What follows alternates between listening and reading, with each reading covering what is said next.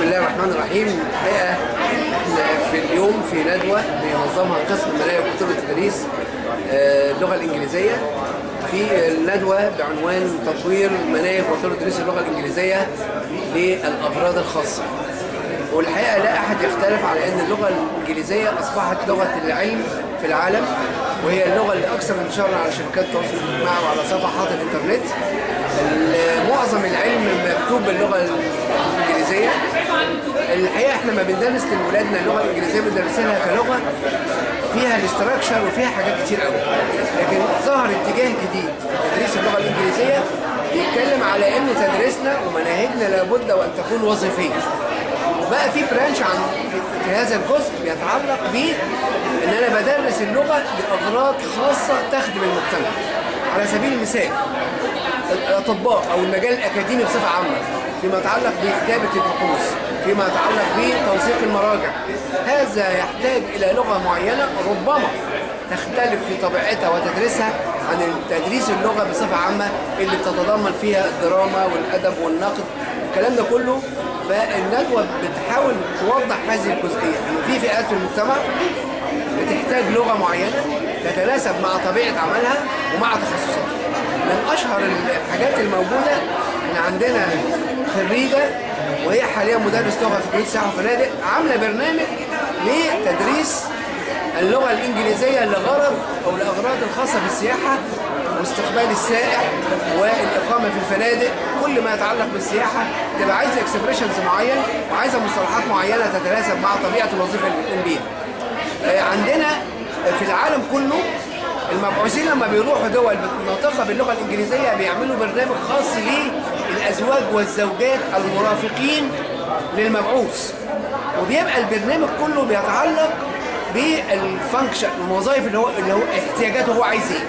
بمعنى ان هو محتاج ان هو بينزل السوق، عايز يعرف معلومات عن السوبر ماركت، عايز يعرف ازاي يركب تاكسي، عايز يعرف ازاي يخش فندق. فكل ده مش محتاج خالص ان يدرس اللغة كلغة فيها ستراكشرز وفيها جراميرز وفيها الكلام ده، وانما فيها معلومات وظيفية يحتاجها لكي يمارس حياته العامة في مجتمع يتحدث بلغة غير لغته الأساسية. هذه البرامج بدأنا في كلية التربية نطور ونعمل دورات تدريبية تتعلق بهذا الأمر. التدريس ده أو المناهج دي بتقوم على فكرة الاحتياجات الخاصة لمتعلم اللغة نفسها. يعني أنا بعمل تحليل احتياجاته، بشوف إيه اللي هو عايزه، بشوف إيه المصطلحات والعبارات والكلمات الأيتمز اللي هو محتاجها ليمارس حياته بشكل طبيعي، وابتدي اعملها له في شكل كورسات معينه بدرسها، سواء كان في الكونتنت نفسه او في طريقه التدريس نفسها. ده ممكن اي حد من خارج الكليه يشترك فيها؟ بالظبط كده، هي برامج بتشمل حاجتين. هنطور البرامج اللي احنا بنعملها بنعد فيها معلم اللغه الانجليزيه اللي هيطلع في المدارس، وفي نفس الوقت بنعمل دورات تدريبيه للي ما خدوش هذا الكلام. الدورات التدريبيه اما للمدرسين اللي شايفين نقص، واما لاي شخص خارجي مسافر بعثه عايز يشتغل في بنك، عايز يشتغل في شركة سياحة، عايز يشتغل في أي مجال وعنده قصور في جوانب اللغة، بنستخدم أو بنعمل له برامج تدريبية تتعلق بهذا الأمر. طب مدة البرنامج؟ الحقيقة البرامج التدريبية لسه احنا بنقول ده اتجاه لتطوير طرق يعني التعليم واللغة الإنجليزية بحيث إنها تبقى لغة وظيفية بالدرجة الأولى لبعض الفئات التي تحتاج إليها. ده مجرد اقتراح لم يتم تنفيذه؟ لا، البرامج التدريبية بتبقى برامج على مدى يومين أو ثلاثة، لكن هي الندوة عايزة توصل لتصور كامل لبرنامج معين مخصص للأغراض الخاصة. يبقى برنامج خاص بالأطباء، برنامج خاص بالصيادلة، برنامج خاص بالمتخصصين في السياحة والفنادق، برنامج خاص للحياة العامة بصفة عامة. لو أنا عايز أخرج أسافر وعايز أعمل المشاع اللي يبقى فيه، كان بيبقى فيه قواميس وكلمات، أنا عايز آكل، أنا عايز أشرب، أنا عايز كذا معناها باللغة الإنجليزية. لكن لما تبقى جزء من خلال برنامج بيدرسوا متخصصين، أعتقد إنها ممكن تجيب نتائج إيجابية. Foreign language. What about French? Second foreign language. يبقى both are foreign. But English is first foreign because it is learned before French, and French is second foreign because it comes after English. How can English be used in the Egyptian context? English is used in Egypt, number one, as a major, كمجال تخصص لمن? To those who want to be future teachers of the faculty of education.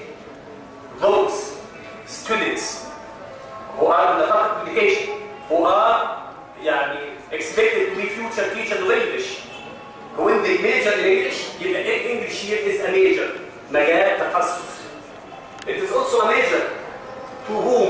To those studying in other faculties, such as Faculty of Arts, the English department in the Faculty of Arts, the Department of English, the Faculty of Languages and Translation, and the English department of the Department of English and the Faculty of Answer.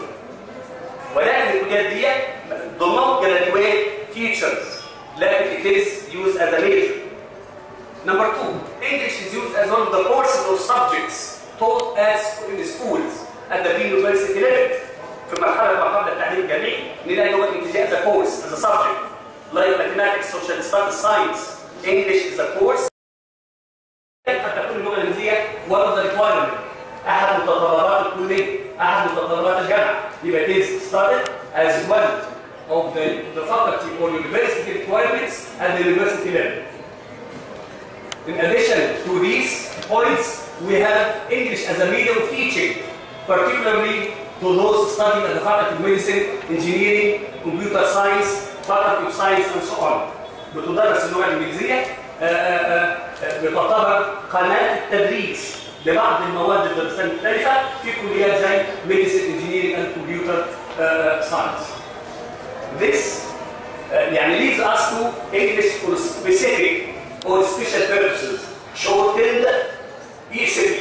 ECB is the short form or the reduced form of English for specific or special purposes. What does it mean? English for specific purposes or ECB refers to the teaching of specific English. كلمة specific موجودة. To whom? To specific students, to adults. Studying what? The studying at a particular or a specific setting. Business, science, engineering, medical field, tourism, etc. Or to realize.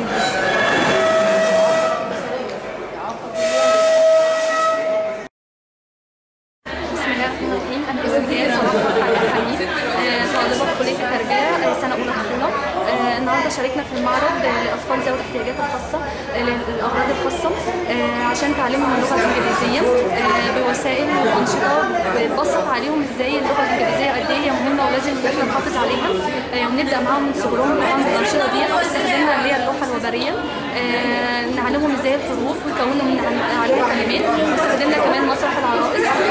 مسرح العرائس دي بنقدم فيها الكلمات والحروف، وبرده استخدمنا اللي هو بيت الحيوان قدمنا فيه اللي هو اشكال الحيوانات واسمائهم بالانجليزي، وبرده استخدمنا اللي هو الكتب اللي نعرف فيها الكلمات والحروف، وكل ده عشان نبسط على اللغه الانجليزيه لاطفال ذوي الاغراض الخاصه. أنا الطالبة نورهاني هشام العرابي، كلية تربية قسم طفولة. تم اختياري للاشتراك في المعرض تحت إشراف الدكتورة هبة القطني. الدكتورة هبة القطني دكتورة في كلية التربية ملك اللغة الإنجليزية. إحنا في المعرض اتعلمنا إزاي يعني هدفنا في المعرض ان احنا نقدم وسائل لتعليم ذوي الاغراض الخاصه، وطبعا بحكم قسمنا بيمثل اهم ذوي الاغراض الخاصه الا وهم الاطفال، لان هم بيمثلوا اكبر نسبه في المجتمع وهم المستقبل وهم الشباب. فطبعا انا كنت من الشباب اللي شاركوا في المعرض. انا قمت بتقديم الاطفال ذوي الاغراض الخاصه بتقديم ازاي اعلمهم الحروف وازاي اعلمهم الارقام، وذلك عن طريق الوسيله لاني ابسط دور فيه احب الطفل. قدمت دور الطفل ازاي اقدم له الحروف، ازاي يحفظها، ازاي ما ينساهاش، الارقام، الحروف الانجليزيه الاي والاي بي سي طبعا الى اخره. طبعا الدكتوره هبه ساهمت معانا كتير جدا جدا جدا ان احنا بننشئ جيل هو اساس الوطن. الطفل لو ما اتبناش بالطريقه الصحيحه اللي هي هتخليه يقدم حاجه تشرف وطنه، اكيد الوطن كله مش هيبقى كويس. فانا طبعا اتشرفت ان انا اتقدمت في المعرض، ويا ريت يا رب يكون المعرض عجب اللي هم المقيمين عليه. هيعرفوها برضو باللمس. صبحي شرف، وكيل كلية التربية للدراسات العليا والبحوث، ويعني تحت إشراف الندوة اليوم تحت إشرافي مشاركة مع سيادة العميد تحت رعاية رئيس الجامعة ونائب رئيس الجامعة للدراسات العليا والبحوث الدكتور أحمد القاصي. الحقيقة الندوة يعني في موضوع في غاية الأهمية، على اعتبار إن هي بتعالج موضوع ربط المناهج الدراسية بخدمة المجتمع، وهي يعني خصيصا اليوم لمناهج وطرق تدريس اللغة الإنجليزية. الحقيقة قسم المناهج في الكلية من قسم الأقسام النشطة في الكلية اللي بتهتم بتطوير كل سنة، تحاول تطوير يعني برنامج أو مقررات برنامج معين في التخصص. السنة اللي فاتت كان عندنا تطوير مناهج اللي هي الرياضيات والعلوم باللغة الإنجليزية، وهذا العام بسم الله ما شاء الله الحقيقة بيتكلموا عن تطوير مناهج وطرق تدريس اللغة الإنجليزية. أسرة اللغة الإنجليزية من الأسر في الكلية المتميزة، حتى هي بتهتم بالأمر لأنها تنشر دوليا. والحقيقة هم مش عاوز أحرق الكلام، لكن هم إن شاء الله عندهم مشروع كبير لخدمة المجتمع قريب، وهو ربط طبعا الحديث أو الاتجاهات الحديثة بتدريس اللغة الإنجليزية وفقا لما يتحدثها أهلها.